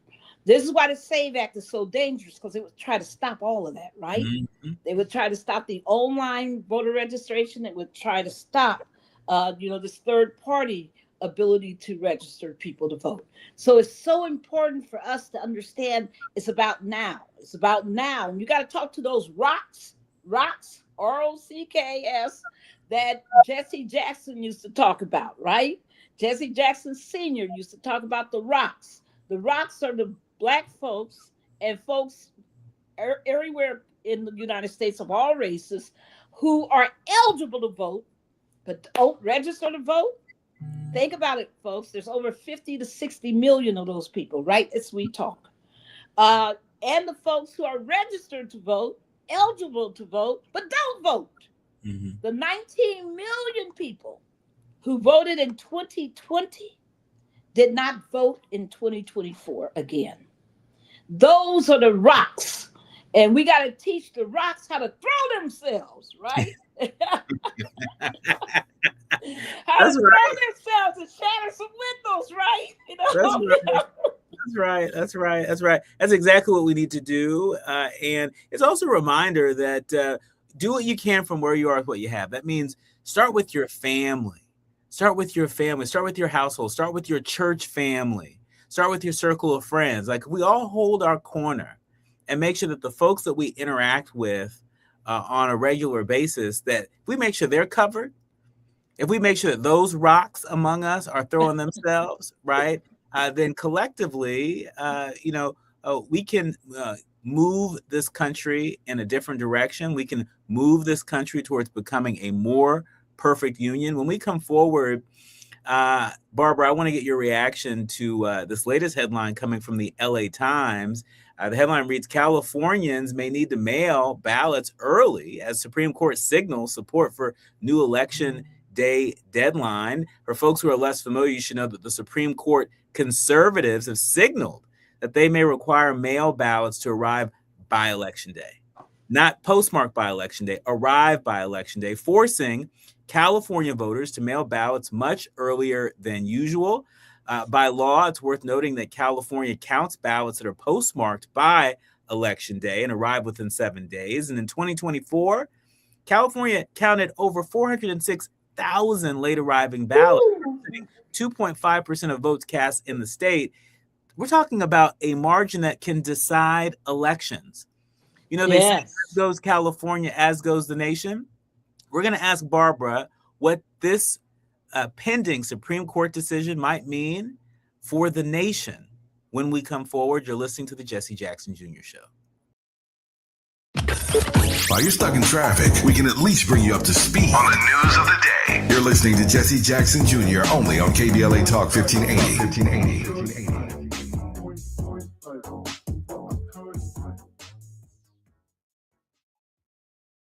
Heading out of town this spring? Metro makes getting to LAX easier than ever.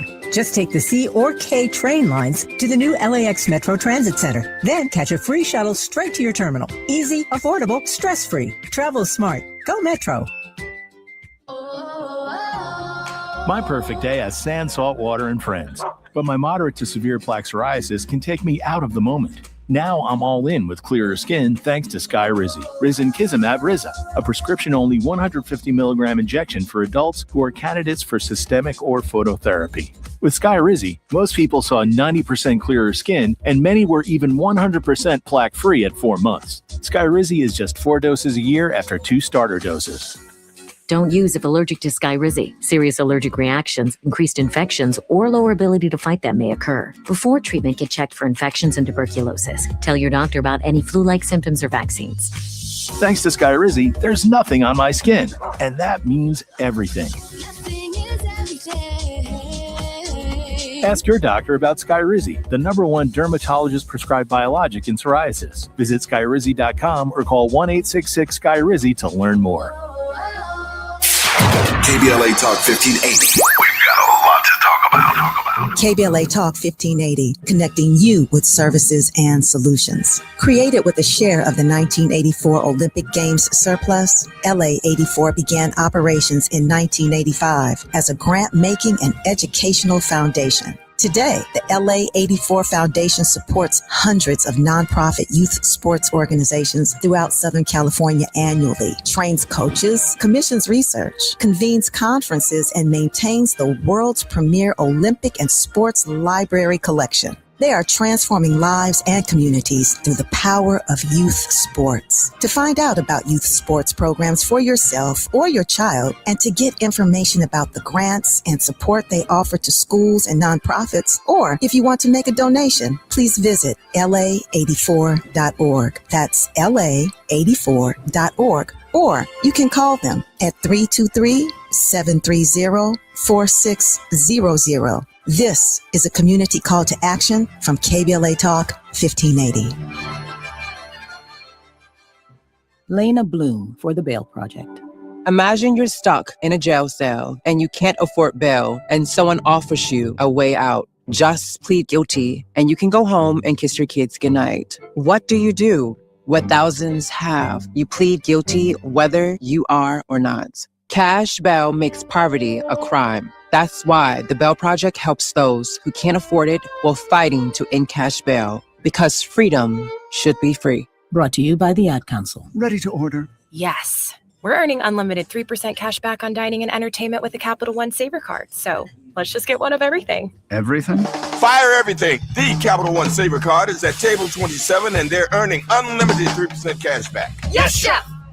This is so nice. Had a feeling you'd want 3% cash back on dessert. Ooh, tiramisu. Earn unlimited 3% cash back on dining and entertainment with the Capital One Saver card. Capital One, what's in your wallet? Terms apply. See CapitalOne.com for details. Roger and Tracy saved over $18,400. Cynthia was recovering from a family tragedy and saved over $10,300. If you are drowning in debt, then call Debt Blue. Debt Blue is a professional debt negotiation firm with over 20 years of experience helping people pay back a fraction of what they owe. Learn how to cut your debt up to half or maybe more. Be debt-free in 24 to 48 months, even with bad credit. With an A+ rating from the BBB, you can rest easy knowing Debt Blue is going to deliver guaranteed debt reduction. Debt Blue offers a success guarantee. You pay nothing unless your debt is reduced or completely resolved. That's right. You save money or it's free. Call now for significant debt relief and a free consultation. 800-200-8879. That's 800-200-8879. You don't have to declare bankruptcy. This program works if you owe $10,000, $20,000, or even $100,000 in debt. Call for your free consultation today.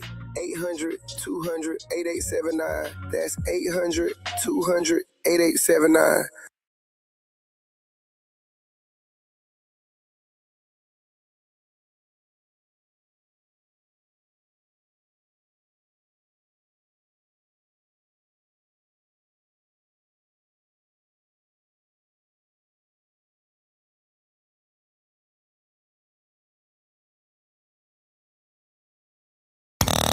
Now back to more of Jesse Jackson Jr. on KBLA Talk 1580. The Jesse Jackson Jr. Show. The Jesse Jackson Jr. Show. The Jesse Jackson Jr. Show.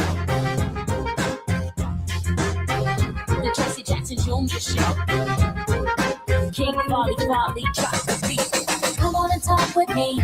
You You are listening to and streaming the Jesse Jackson Jr. Show. I'm Dr. Nicordelai Corte, your guest host, and she is Barbara Arnwine, Esquire. We're having a good time going beyond these headlines here. Right before the break, we were talking about this LA Times article that's calling attention to the Supreme Court that's signaling support for this new election day deadline. It is a deadline that will impact voting right here in California, where I'm at today. But as goes California, as goes the nation. Barbara, talk to us about what this pending Supreme Court decision could mean for elections as soon as the midterms. This is nothing but his cronies on the court trying to give the president another victory because he hates vote by mail, right? He has said publicly that he hates vote by mail for us, for others. But vote by mail is just fine for him in Mar-a-Lago. Well, now he's decided that it's like all these other folks that once they get through the door, they close it behind them and they don't want anybody else coming through. Well, that's what he's doing. He's saying that there should be no ability for people to vote by mail. So the Supreme Court has given him two victories. It's given him one big victory already on vote by mail, and they're about to give him another one. Most people missed it, but on February 24th of this year, the Supreme Court decided the case of USPS versus Conan. Conan's a Black woman who brought this case because the postal office was refusing to deliver mail to her campgrounds. In essence, she had this really wonderful compound of homes where she was renting them out, and they just didn't want a Black woman making some money. So they wouldn't deliver the mail, knowing that her tenants wouldn't want to reside there if they couldn't get mail. And so she wasn't getting commercial notices, she wasn't getting anything, and her tenants weren't going to get anything. So she sold them after fussing and trying to reconcile it, and they would not agree with her. They wouldn't work with her. So she sued them. And the Supreme Court held in February that the USPS has no liability whatsoever. No liability? None. None. Not any. Zero liability for failing to deliver mail on time, even if they do it purposefully. Even here, as they if they do it purposely, then no liability. None. See. So Barbara, I mean, and you would know better than most, given your years of practicing law, your years of particularly practicing civil rights law. Is there any other part of our economy? Is there any other industry where this standard would be welcomed? Not at all. This is all they're laying the ground to try to kill vote by mail. Now, yesterday was horrible. I had to listen to that argument. Woo, it was excruciating. It was a long argument of the Supreme Court. And basically, the Republican National Committee has sued the state of Mississippi, big old liberal Mississippi, for allowing people's ballots to be counted as late as 5 days after the election because of what? The USPS being late in delivering mail. And so they literally, in the case of Watson versus RNC, folks, that's the name of the case. They had the argument yesterday. And Clement, who was arguing for the RNC, was basically saying that, based on the Civil War statute, that when the Civil War was trying to decide, what to do about Election Day, because you had all these people out fighting, and until who could vote for president during the election day. So they were saying, based on that statute, they said, well, you really need to get it to an election official, on election day, blah, blah, blah, blah, blah. And folks were saying, Kagan and Ketanji Brown Jackson and Sotomayor were saying, but wait a minute. You have early voting now. You have all these new rules, all these new laws. People, what about the states that allow early voting? That's not, quote, on election day, on the general election day. And he was like, well, I don't have to answer that because that's not part of this case. This case is only about this Civil War, statute. And then they said, but wait a minute. There's something called UCOVA.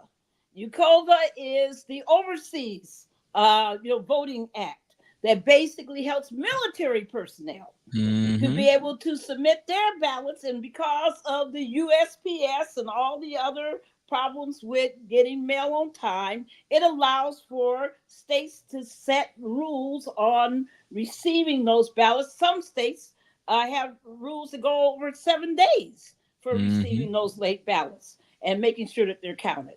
So these, but again, the court was told that that's irrelevant. That's just UCOVA. That's very special. That has nothing to do with everything else. Now, normally, when you bring a case before the Supreme Court, here's the rule: that under the 10th Amendment, that people under Article 1, it's usually said that all rights, the states control elections, and that you cannot supersede that state right. So that's why when you have all these mean states like Virginia and others that have had these vicious felony disenfranchisement rules, that's why the Supreme Court has said for many years, well, it doesn't matter, if you bring a 14th or a 15th Amendment claim, because the states have the right to set any rules that they want to for voting. And that is in the crosshairs. That is in the crosshairs right now. I want to thank. And they're saying you can't. That when it comes to these mail-in ballots, they don't have that right. Well, look, this showdown impacts every ballot near you. Our thanks to Barbara Arnwine for making it plain. And for helping us to go beyond the headlines. That's our show today. I want to thank the entire village that helps us produce the Jesse Jackson Jr. show. I want to thank our executive producer, Gina, who keeps the trains running here, to our sound engineer, Brother Miles and Brother Taz, our technical director, and to each and every one of our guests, Liz King, Barbara Arnwine, thank you for being so generous with your expertise. I'm Dr. Nicordelai Corte, host of A More Perfect Union. You can listen to me in afternoon drive time here in LA from 4 to 6 p.m. Pacific time. We will continue to go beyond the headlines with some of the most brilliant minds among us and leaders on the front lines. It's my great pleasure to guest host the Jesse Jackson Jr. Show. We'll see you right here, same time, same place tomorrow. You've been listening to and streaming the Jesse Jackson Jr. Show on KBLA Talk 1580. KBLA 1580 Santa Monica. I'm Amber Payton with